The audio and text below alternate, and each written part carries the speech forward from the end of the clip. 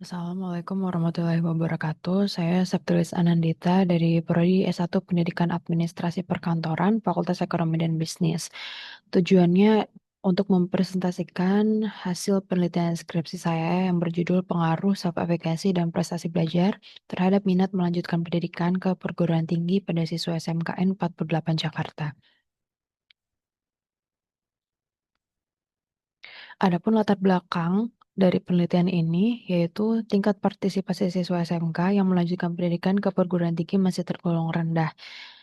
Memang betul dibandingkan dengan siswa SMA, uh, siswa yang lebih banyak untuk mendaftar ke perguruan tinggi itu siswa SMA dibandingkan siswa SMK. Terus yang kedua, lembaga pendidikan formal memiliki peran penting dari SD sampai SMA untuk membekali lulusan dengan keterampilan dan pengetahuan yang sesuai dengan bidangnya. Alangkah baiknya dari proses SD sampai SMA itu diteruskan ke pendidikan selanjutnya yaitu perguruan tinggi. Namun angka uh, pendaftarnya itu rendah di siswa SMK.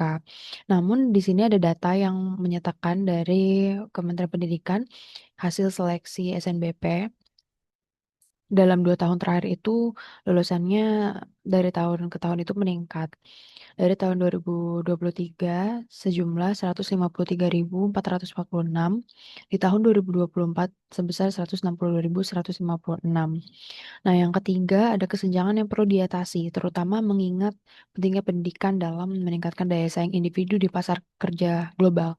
Kalau misalkan mau dibahas tentang relatable-nya, itu lebih relate siswa SMK dibandingkan siswa SMA karena siswa SMK itu sudah dibagi sesuai jurusannya masing-masing. Contoh kayak akuntansi, manajemen perkantoran, bisnis digital, bisnis retail seperti itu. Mereka akan lebih siap ketika kuliah gitu karena ada pengetahuan-pengetahuan dasar yang sudah mereka uh, pelajari di saat mereka SMK. Nah, kalau mereka memutuskan untuk lanjut ke perguruan tinggi, mereka bisa lebih memperdalam ilmunya, terus juga bisa mengimplementasikan dengan baik, dan juga di saat mereka terjun ke dunia kerja itu akan lebih siap gitu. Walaupun memang tujuan awal lulusan SMK itu langsung terjun ke dunia kerja. Next, ini adalah pre-riset untuk penelitian ini. Oke, untuk rumusan masalahnya, apakah self-efficacy berpengaruh terhadap minat melanjutkan pendidikan? Yang kedua, apakah prestasi belajar berpengaruh terhadap minat melanjutkan pendidikan? Yang ketiga, apakah terdapat hubungan yang signifikan secara simultan antara self-efficacy dan prestasi belajar terhadap minat siswa SMKN 48 Jakarta untuk melanjutkan pendidikan? Selanjutnya adalah tujuan penelitian. Yang pertama untuk menganalisis tingkat self-efficacy-nya.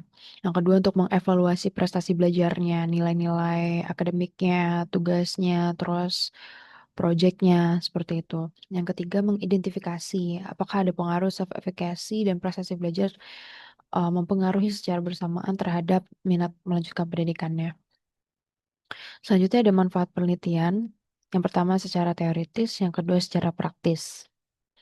Berikut adalah kajian pustakanya. Menurut Oriza tahun 2021, indikator minat melanjutkan pendidikan ada 3. Keinginan kuat untuk melanjutkan pendidikan, persepsi terhadap manfaat pendidikan, dukungan lingkungan sosial, dan rasa ingin tahunya. Lalu untuk prestasi belajar dari Eva Nauli, indikatornya nilai akademik, pencapaian menyelesaikan tugas, dan yang ketiga hasil tes.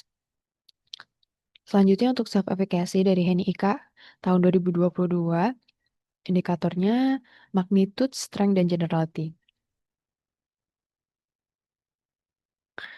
Ini adalah kerangka teori berdasarkan beberapa penelitian dari KG Swarbati, Hani Eka, dan Derta Kurbani, Elia Firda, itu menyatakan bahwa self-efficacy pada diri siswa itu kemampuan akademiknya ini berkaitan erat dengan hasil ujiannya. Dan juga ketika self-efficacy mereka tinggi itu akan mempengaruhi minatnya. Yang kedua untuk variabel prestasi belajar dari Ulfa Safianti, Lisa Dwi Purnomo, Satria Solihin itu menyatakan bahwa prestasi belajar akan mempengaruhi siswa untuk dukung potensi siswa dalam bidang akademiknya. Jadi tidak menutup kemungkinan dari prestasi yang bagus, yang meningkat itu akan meningkat juga minat melanjutkan pendidikannya. Selanjutnya, pengaruh self-efficacy dan prestasi belajar terhadap minatnya itu ada dari 3 penelitian dari Ricky, Velia Aldini, dan juga Rosdian yang menyatakan self-efficacy dan prestasi belajar ini mempengaruhi minat siswa untuk melanjutkan pendidikan. Berikut adalah penelitian terdahulu dari Erlina Putri, Duroto Nafisa. Hasil penelitiannya bahwa prestasi belajar berpengaruh signifikan. Efikasi dirinya berpengaruh signifikan juga. Lalu um, secara simultan juga itu mempengaruhi si minat melanjutkan pendidikannya. Terus kebaruan untuk pembeda penelitiannya, fokus penelitiannya itu di SMK karena sebelumnya di SMA, terus tempat penelitiannya di SMK Negeri 48 Jakarta. Berikut adalah metode penelitiannya. Saya melakukan penelitian ini di SMK 48. Lalu untuk penelitian ini menggunakan pendekatan kuantitatif dengan metode survei dan analisis statistik. Populasinya kelas 11 sejumlah 288 siswa dari semua jurusan. Lalu sampelnya 168 siswa. Teknik pengumpulan datanya dengan melakukan penyebaran kuesioner melalui Google Forms dengan skala Likert, dan juga untuk data sekundernya menggunakan raport PAS semester ganjil. Untuk aplikasi pengolah datanya menggunakan SPSS dengan metode statistik deskriptif, lalu ada uji regresi linear berganda, uji T, uji F, seperti itu. Selanjutnya ada teknik analisis data. Yang pertama uji instrumen, uji validitas, dan uji reliabilitas. Yang kedua, analisis statistik deskriptif. Yang ketiga, uji persyaratan analisis. Yang pertama ada uji normalitas. Yang kedua, uji linear berganda. Yang keempat, uji asumsi klasik. Ada uji multikolinearitas. Dan yang kedua, uji heteroskedastisitas. Selanjutnya, uji regresi linear berganda. Dan yang terakhir, uji hipotesis. Yang pertama ada uji simultan, uji F, terus uji parsial, uji T, dan uji koefisien determinasi. Hasil penelitiannya berikut adalah uji validitas untuk variabel Y. Di sini terlihat R hitungnya di atas R tabelnya, dan instrumen ini dinyatakan valid.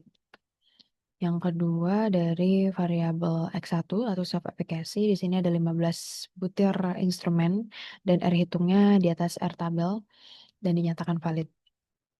Uji reliabilitasnya pertama 0,76 untuk item self efficacy sebesar 15 dan dinyatakan reliable, dan yang kedua 0,824 dengan butir 20 instrumen untuk variabel Y dan dinyatakan reliable karena melebihi batas minimal 0,6.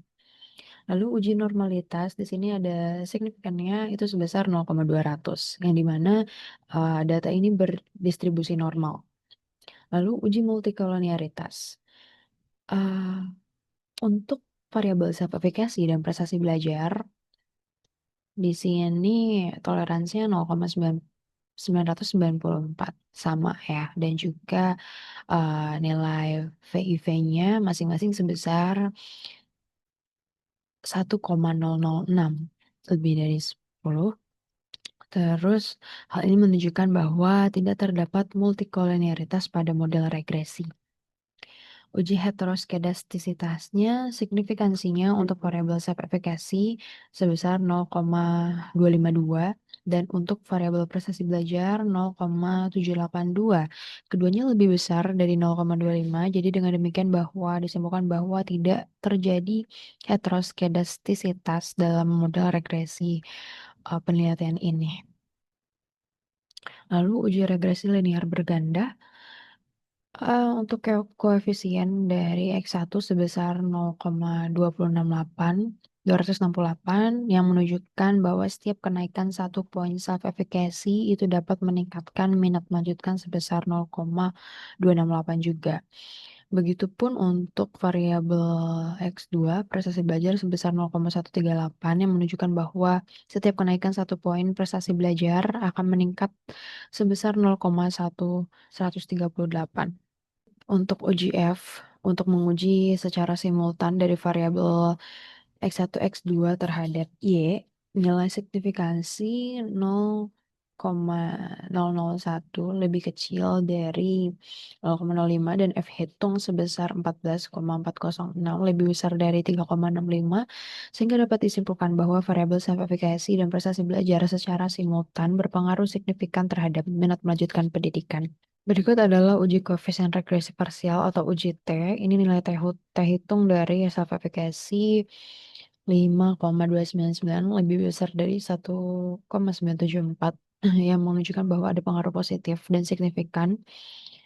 Namun untuk prestasi belajar sebesar 1,263 lebih kecil dari 1,974.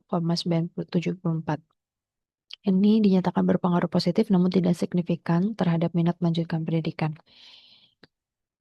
Berikutnya ada uji koefisien determinasi R square-nya sebesar 0,149 bahwa variabel independen self-aplikasi dan prestasi belajar berkontribusi sebesar 14,9% terhadap minat melanjutkan pendidikan, sementara sisanya sebesar 85,1%.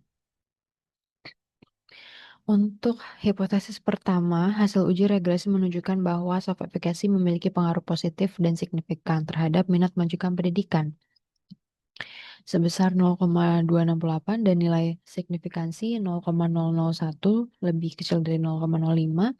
Nilai T hitung sebesar 5,299 lebih besar dari T tabel. Lalu untuk hipotesis kedua, untuk prestasi belajar ini ada peningkatan 1 poin untuk minat melanjutkan pendidikan sebesar 0,138 dengan asumsi variabel lainnya tetap. Hasil uji T-nya menunjukkan nilai T hitung 1,263 lebih kecil dari 1,974 sehingga secara parsial pengaruh tersebut tidak signifikan secara statistik. Hasil yang ketiga, hasil dari persamaan regresi di mana Y sama dengan 61,658 ditambah 0,268 X1 ditambah 0,138 X2 plus E yang berarti variabel self-efficacy dan prestasi belajar secara simultan mempunyai pengaruh yang positif. Selanjutnya, untuk uji F itu didapatkan signifikansi sebesar 0,001 lebih kecil dari 0,05. F hitungnya 14,406 yang berarti variabel independen self-efficacy dan prestasi belajar secara simultan memiliki pengaruh signifikan terhadap minat melanjutkan pendidikan. Kesimpulannya, eh, hasil penelitian menunjukkan bahwa self-efficacy berpengaruh signifikan terhadap minat melanjutkan pendidikan dan juga berpengaruh secara positif ya, di mana variabel tersebut saling berkaitan. Selain itu, prestasi belajar juga terbukti berpengaruh terhadap minat melanjutkan perguruan tinggi untuk memperkuat hubungan antara self-efficacy dan minat. Dengan demikian, semakin tinggi prestasi belajar siswa, maka semakin besar pula minat mereka untuk melanjutkan pendidikannya. Sekian, terima kasih presentasi dari saya. Wassalamualaikum warahmatullahi wabarakatuh.